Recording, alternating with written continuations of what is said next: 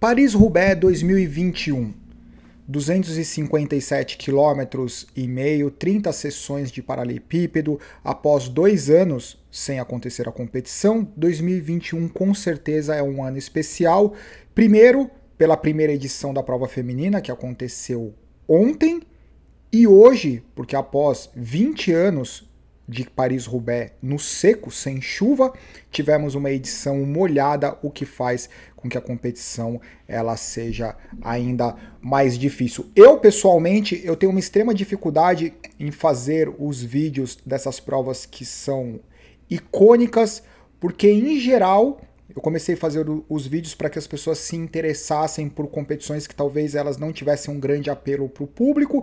No caso do Paris-Roubaix, até eu como espectador, eu simplesmente sento na frente do computador, da televisão, eu cruzo o braço e eu só fico apreciando e tentando imaginar o quanto difícil e quantos elementos decisivos acontecem ao longo de 6 horas de prova que a gente não tem a mínima ideia, né? Porque ali, dentro do grupo, do trio, do pelotãozinho com 10 ciclistas, tem muita coisa que acontece que o cara pode economizar energia, gastar energia e a gente não tem a mínima ideia. Então, eu particularmente nesse tipo de prova, eu gosto de ficar apenas como espectador, eu não tenho muito o que falar além de apreciar. De qualquer forma, os nossos famosos prints são 257 quilômetros. A primeira sessão de paralelepípedo, ela acontecia, nesse trecho, 165 quilômetros, eles iriam entrar, dá para perceber pela roupa, que ainda está limpa, eles iriam entrar na primeira sessão de paralelepípedo.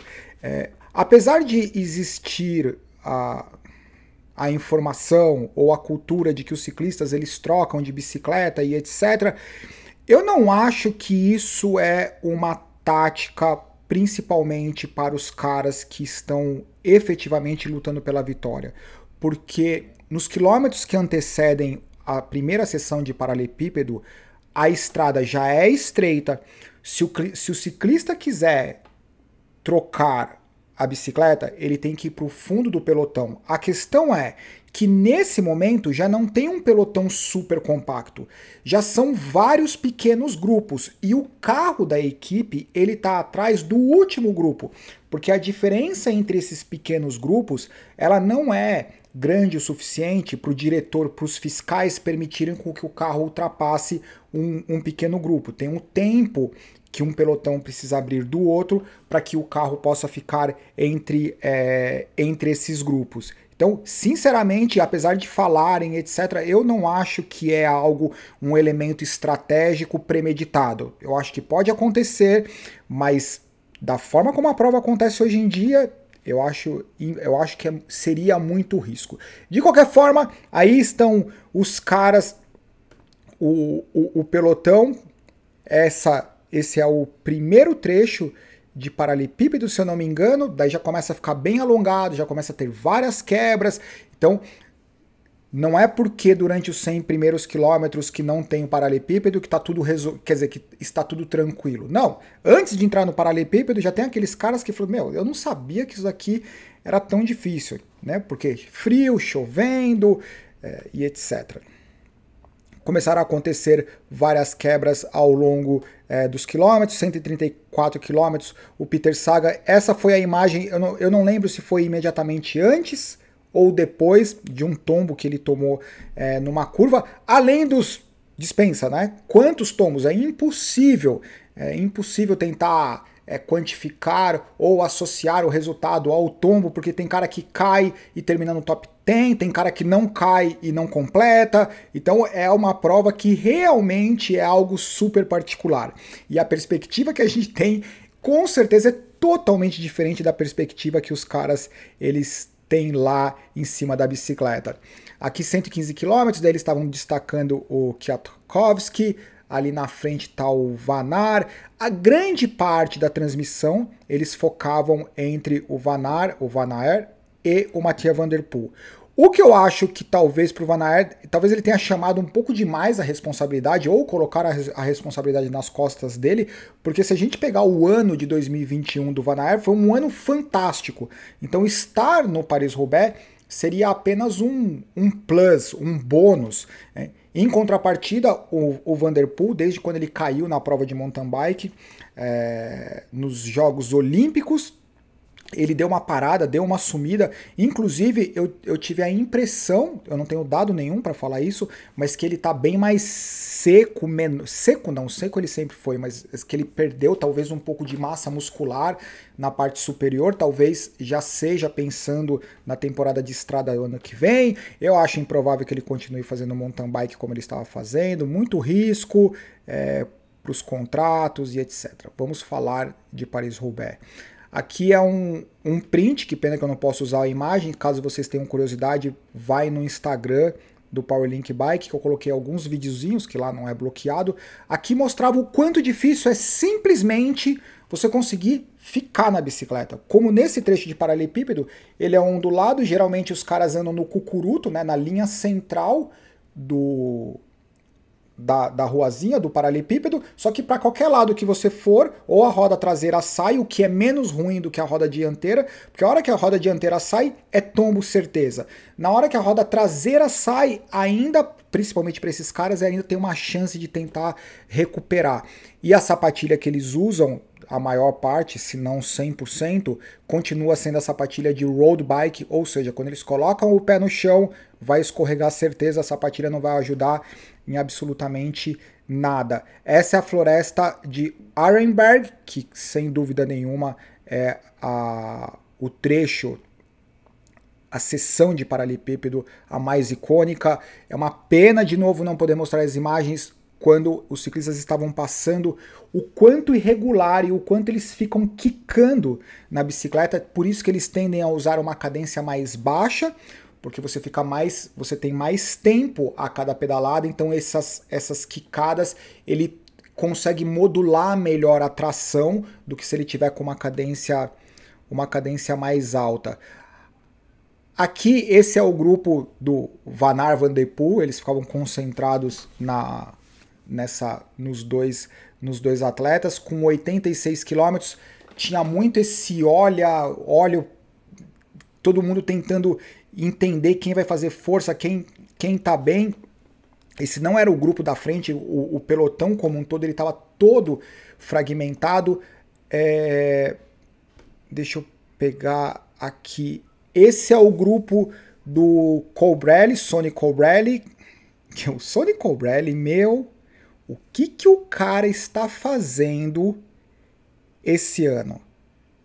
Simplesmente de tirar o chapéu para Bahrein Victorious, para o Sonny Colbrelli. Aqui é um momento que o atleta ele deu uma enroscada na Musec, ele pegou, e esse é o Mathieu Van der Poel, quando ele, nesse momento, faltando 70, eu vou deixar para falar sobre classificação, sobre as movimentações nos 50 km finais.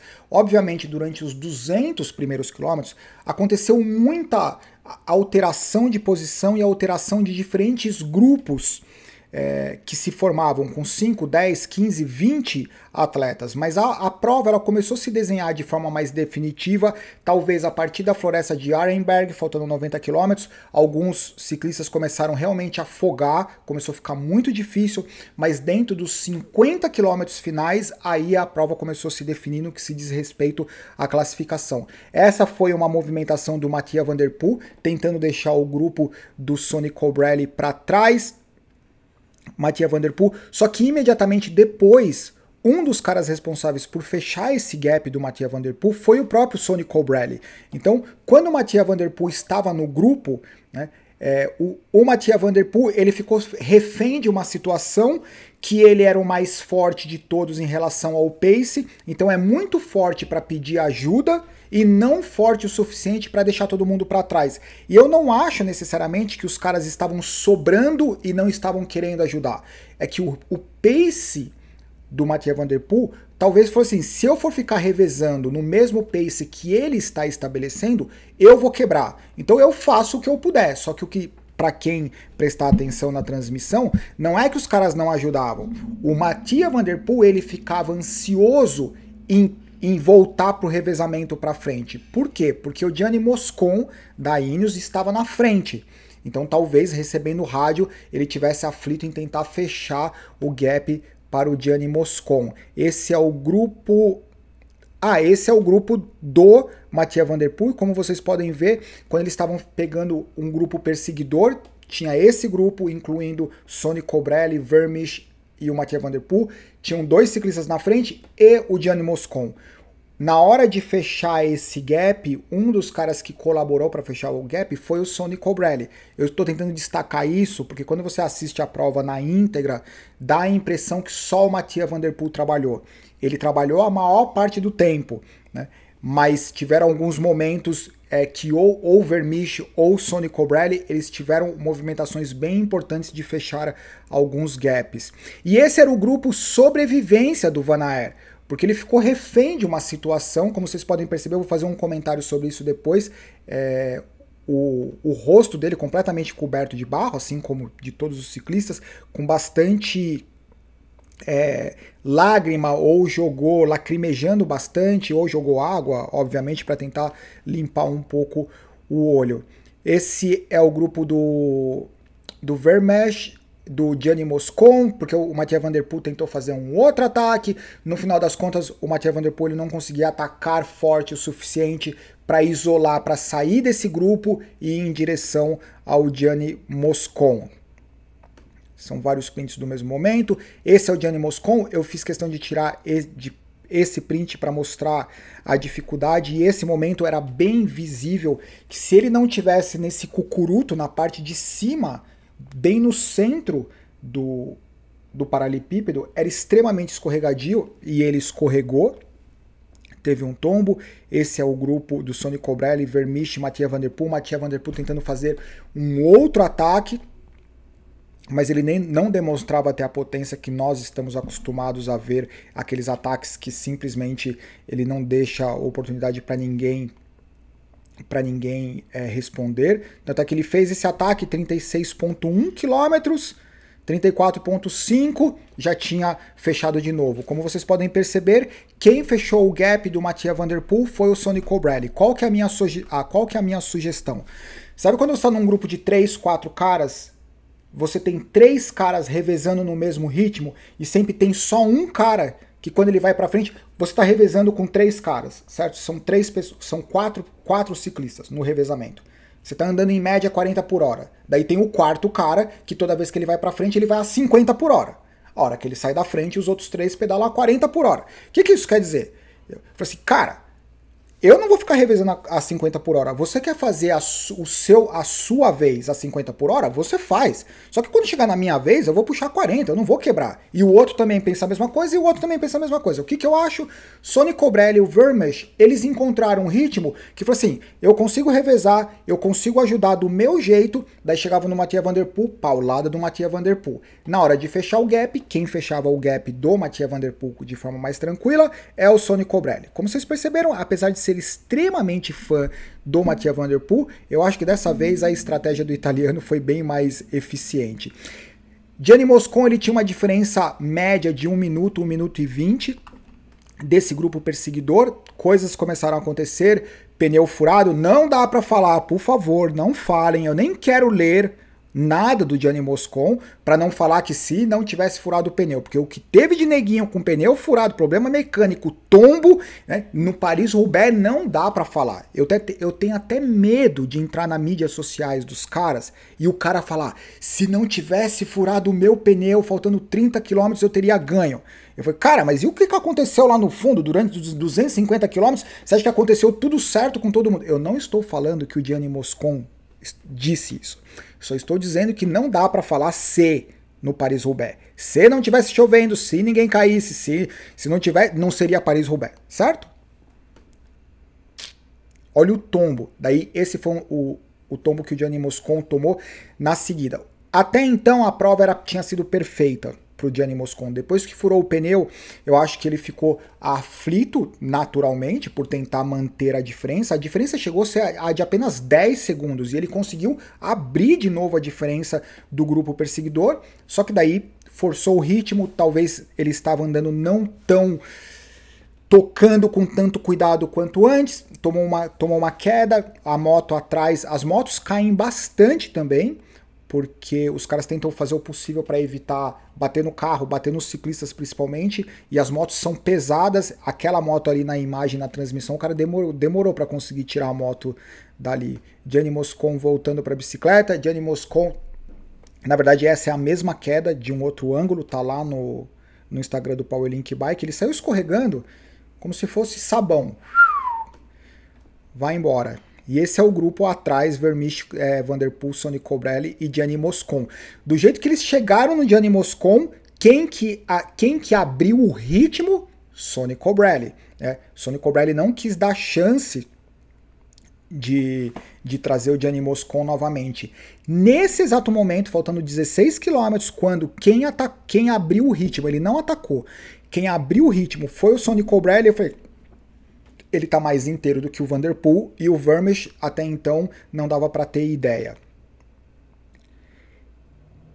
Esse foi o primeiro momento. 2 km depois que o Sonny Colbrelli, que está em terceiro lá no fundo, tá o Sonny Colbrelli na roda do Mathieu Van der Poel e o Vermeersch. Esse foi o primeiro momento que o Vermeersch efetivamente ele começou a mostrar, com 22 anos, primeira participação no Paris-Roubaix, com 3 caras disputando o pódio, incrível, e o 45 por hora. E esses são os 3 caras, os 3 grandes protagonistas, especialmente durante os 15 quilômetros finais, mas eles foram protagonistas, na verdade, nos 75 quilômetros finais. Esse é o grupo perseguidor do Van Aert. Essa, quando eles entraram, o trio, que era o pódio, quando eles entraram no velódromo, quem começou a aceleração, faltando uns 200 metros, foi o Vermeersch, seguido pelo Sonny Colbrelli e o Mathieu Van der Poel. É impressionante, porque se comparar os sprints explosivos do Sonny Colbrelli e do Mathieu Van der Poel, especialmente, quando você vê que é um sprint sofrido, xoxo, que o cara dá 2, 3, 4 pedaladas e ele senta, porque não tem a mínima condições de continuar pedalando em pé, a gente começa a ter um pouco da dimensão do quanto esses caras chegam destruídos após 6 horas de competição. Esse é o Sonny Colbrelli. Bahrein Victorious esse ano, Sonny Colbrelli, campeão europeu, campeão do Paris-Roubaix, na primeira participação dele, esse é o Mathieu Van der Poel, destruído. O Mathieu Van der Poel, ele ficou refém, e ele vai ser refém pela carreira inteira dele, dessa situação dele ser extremamente forte.